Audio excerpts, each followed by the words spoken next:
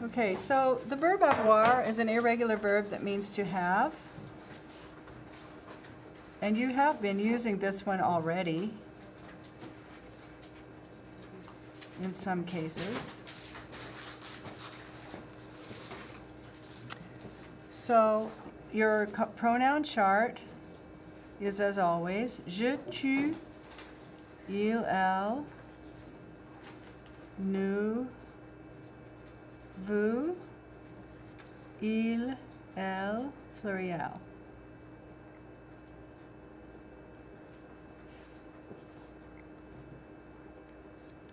The first, I am videoing. So the first conjugation that goes with je starts with a vowel, so you don't use the e ever. The e doesn't exist there. You take out the e and you put in an apostrophe, and it's je. Should look very familiar to you. You've been using it a lot. Tu as, il a, elle a, nous avons, vous avez, ils ont, elles ont.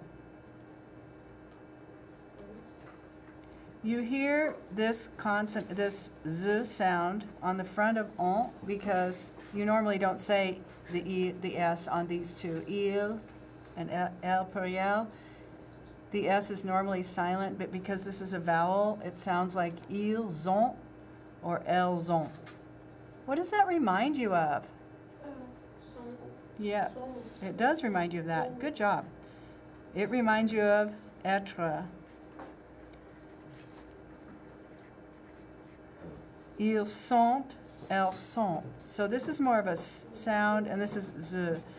And that's how you can tell the difference between they are and they have. There's another irregular verb that is similar in the il, elle pluriel form that you've learned, which is faire. Ils font, elles font. So this one, yeah, there's a pattern, but it, you know, you can't depend on it really for conjugating.